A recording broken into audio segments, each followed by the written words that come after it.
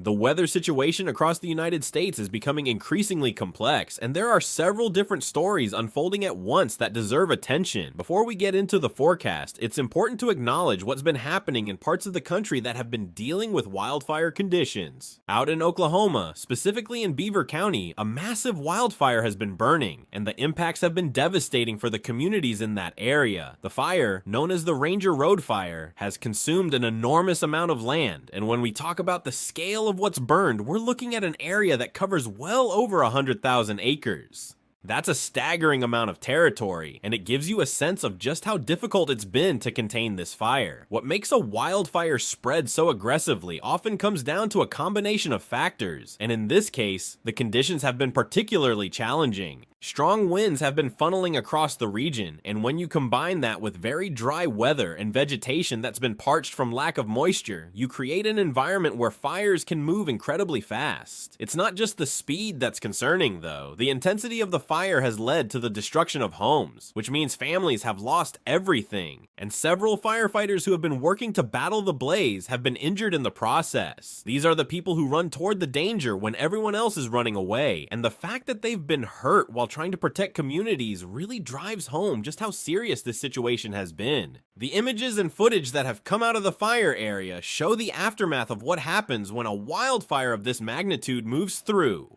Scorched earth, structures reduced to ash, and a landscape that's been completely transformed.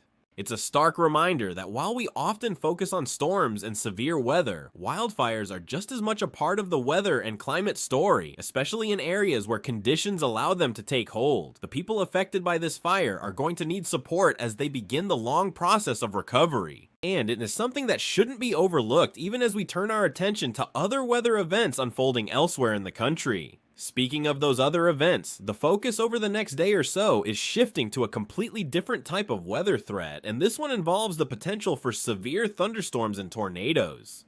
The area we're watching most closely is the Ohio Valley, which includes a pretty significant population center. We're talking about cities and communities that span from the central part of the country eastward, and the timing of this severe weather threat is shaping up to occur during the latter half of the week.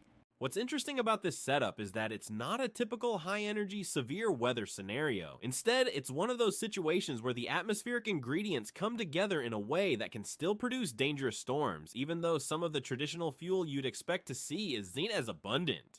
The Storm Prediction Center, which is the organization responsible for issuing severe weather outlooks across the United States, has highlighted this area as one where the risk is elevated. The level of risk they've assigned falls into a category that indicates the potential for organized severe weather, including the possibility of tornadoes. Now, when we talk about tornado risk, it's important to understand that this doesn't mean tornadoes are guaranteed to occur everywhere in the risk area. What it means is that the atmospheric conditions are supportive of tornado development if storms can get organized, and based on the pattern that's setting up, there's reason to believe that could happen.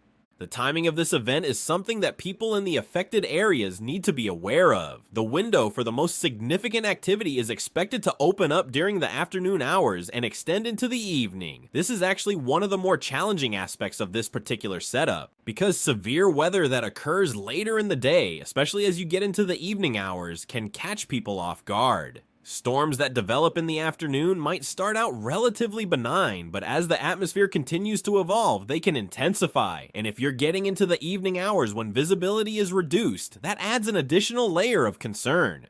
What's driving this severe weather potential is an interesting combination of factors. On one hand, the amount of instability, which is essentially the fuel that storms feed on, is not particularly high. In a more classic severe weather setup, you'd expect to see much higher values of instability, and that's what gives storms their explosive power. But in this case, what we lack in raw energy, we're making up for in wind shear. Wind shear is the change in wind speed and direction with height in the atmosphere, and it's a critical ingredient for rotating storms. When you have strong wind shear, even storms that don't have a ton of energy to work with can still organize and produce tornadoes. This is sometimes referred to as a low cape, high shear environment, and it's a setup that forecasters have learned to respect because it can be deceptively dangerous. The way this is likely to unfold involves multiple waves of activity. The first wave of storms could develop during the afternoon, and these might be the initial indicators that things are starting to get active.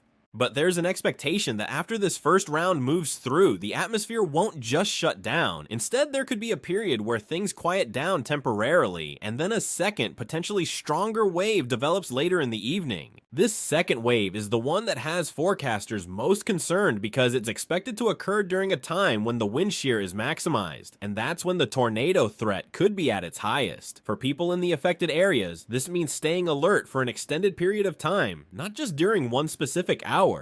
One of the challenges with this type of event is that it's not always the loudest, most obvious severe weather setup. There are times when the atmosphere is screaming that something big is about to happen, and those are the days that get a lot of attention and preparation. But then there are setups like this one, where the signals are more subtle, and yet the potential for significant impacts is still very real. It's important for people in the Ohio Valley to take this seriously, to have a way to receive weather warnings, and to know what they're going to do if a tornado warning is issued for their area. The fact that this is happening during a time of year when people might not be as mentally prepared for severe weather makes it all the more important to stay informed. While that severe weather threat is the immediate concern for the Ohio Valley, there's another story developing that's going to become more relevant as we move into the weekend. This one involves the potential for a winter storm along the East Coast, and it's one of those situations where the details are still very much up in the air.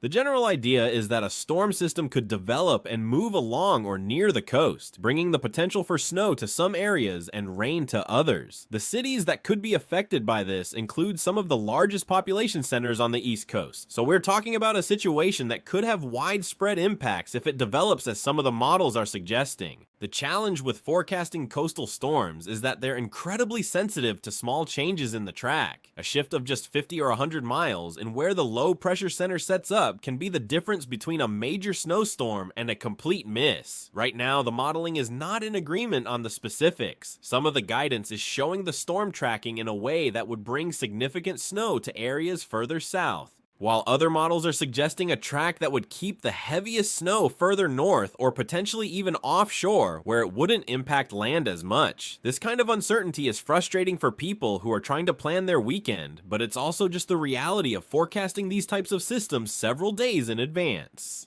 What we can say with some confidence is that the pattern is supportive of a storm developing. There's going to be energy moving through the region, and there will be moisture available. The question is really about how it all comes together and where the storm ultimately tracks. For now, the best advice for anyone along the East Coast is to stay tuned to the forecast updates as we get closer to the weekend. The models will continue to refine their predictions, and we'll get a clearer picture of who's going to see what. But it's definitely something to keep on the radar, especially if you have travel plans or outdoor activities scheduled for the latter part of the weekend. Overlaying all of this is a broader temperature story that's worth noting. Before the severe weather moves through the Ohio Valley, temperatures across much of the central and eastern United States are going to be running well above what you'd normally expect for this time of year. We're talking about readings that could climb well into a range that feels more appropriate for early spring than for the middle of winter. Some areas could see temperatures that are more than 20 degrees above average, and that kind of warmth is going to be noticeable. People are going to be outside without heavy coats, and it's going to feel like the season has shifted, even though we're still firmly in the winter months on the calendar. But that warmth is not going to last. Once the cold front associated with the severe weather system moves through, there's going to be a sharp drop in temperatures. The transition is going to happen relatively quickly, and areas that are enjoying mild spring-like weather one day could be dealing with temperatures that are much more seasonably appropriate or even below average the next day. This kind of temperature whiplash is something we see fairly often during the transition seasons, and it's a reminder that even though it might feel like spring for a day or two, winter still has a say in what happens next. Looking beyond just the next few days, the overall pattern across the United States is shaping up to favor warmer than normal temperatures for a good portion of the country.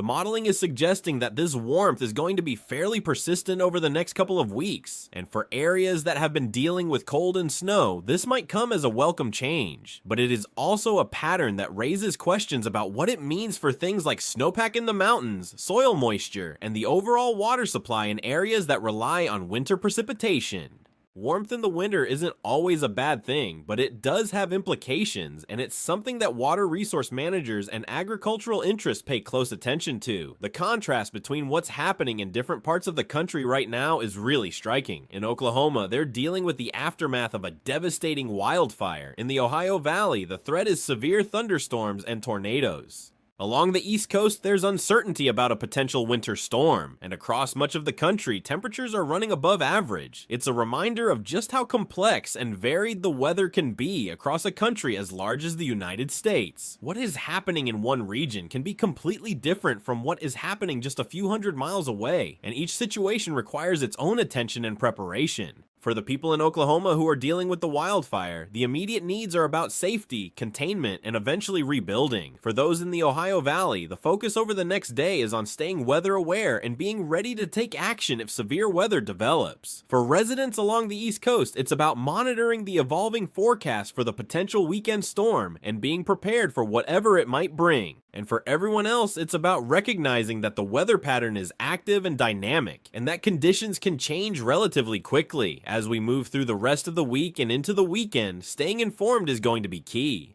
The forecast for the severe weather in the Ohio Valley is going to continue to be refined as we get new data. The coastal storm potential will become clearer as the models converge on a solution, and the broader temperature pattern will continue to evolve. This is one of those periods where the weather is going to be a topic of conversation for a lot of people, and rightfully so. Multiple significant events are either underway or on the horizon, and they're all going to require attention in their own right. We'll continue to monitor all of these situations and provide updates as things develop.